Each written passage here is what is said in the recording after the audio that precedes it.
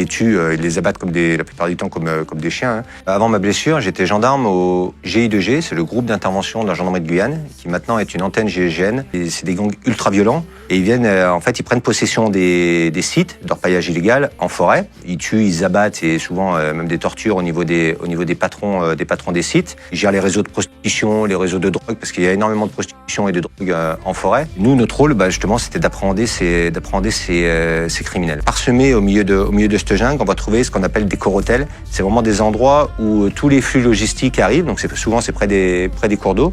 Ils sont approvisionnés la plupart du temps du Suriname. Et là, on va retrouver tout ce qui est proxénétisme. Toutes les filles sont ici. Donc le week-end, ils font la fête, ils font des bingos pour gagner. Des moments, c'est pour gagner de l'or, des moments, c'est pour gagner un quad. Voilà. Et c'est là où sont principalement implantés les chefs de gang ou les patrons des sites. Eux, ils viennent, ils tuent les patrons.